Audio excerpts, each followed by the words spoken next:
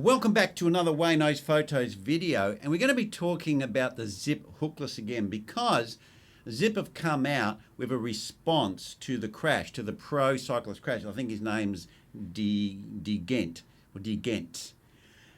Not too sure how you pronounce it, but anyway, we're talking about the wheel. So it was a Zipp, pretty low profile wheel, and it had the Victoria liner in it and a Victoria tyre.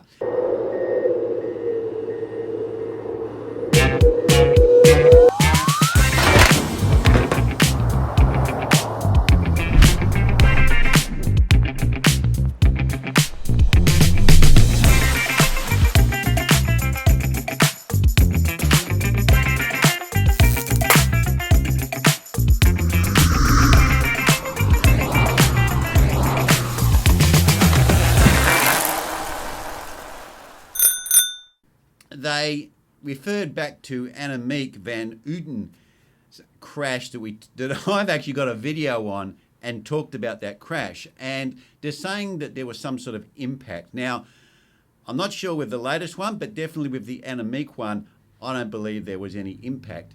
Now, the whole problem with this, even if you agree there was an impact which weakened the rim, then how come the impact wasn't noticed by the riders? How come the riders didn't feel the impact? They didn't experience the impact? Because you would imagine to damage a rim, as we all know from riding, it'd have to be a pretty big impact. Now, this is my issue with these new hookless, because even if there was an impact, like they ran over a rock or there was some slight impact that put some pressure, a point pressure on the rim, then we're going to have a weak spot because it's caused a incipient fault, and that incipient fault obviously then grows until you get a failure of the carbon, because carbon is one of those things that it can be partially weakened or have an incipient fault. You can't see it, you can't detect it unless you do like an ultrasound test so you can see that the fibers are broken. But just from looking and doing a physical inspection, taking the tyre off, looking at it, you can't see anything. You might just see a little mark where the stone or whatever it was touched the rim, but you would go, yeah, it's fine, it's not propagated, I can't see any propagation of that, whatever. So this is the danger with carbon rims, because unlike metal, you can see that fatigue will start, and then there will be a fracture that comes from that fatigue. It doesn't work like that. It gets to a point where the fibers keep breaking, and then you have a catastrophic failure. So even if there was an impact, like they're saying, oh, didn't just fail, the rim didn't fail, there was an impact that happened, you've got to ask yourself, well, how strong was the impact? It wasn't strong enough for the riders to go, hang on, I've had a significant impact, I need to swap this wheel out, get a different wheel, don't risk that one. They didn't notice. There was no notice to the fact that there was an impact.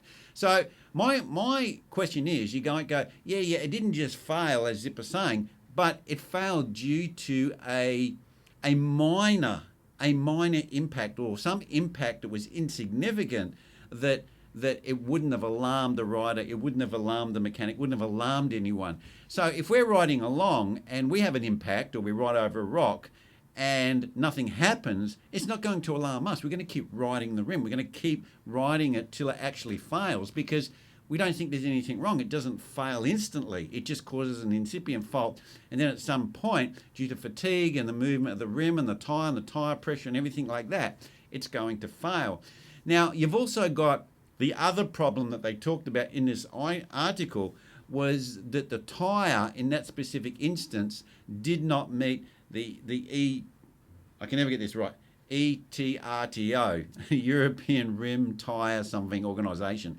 And there's very specific sizes for the rim sizes. Now, obviously they do this because we don't want too much ballooning. We want the sides of the tyre to sit in that hooked space, very vertical. So you have your maximum friction point. So that would be related to the amount of pressure in the tyre before it's going to blow off.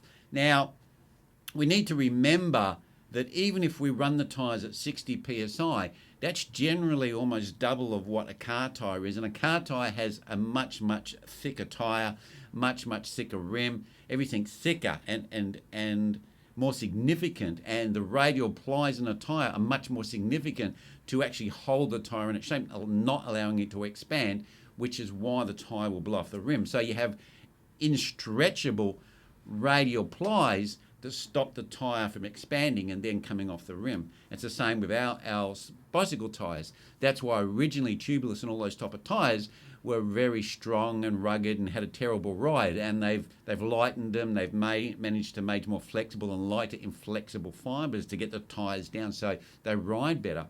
So, which actually goes to my argument why the old cotton tyres are still the best ride, because they're trying to mimic that, even though they're telling you all of this other stuff.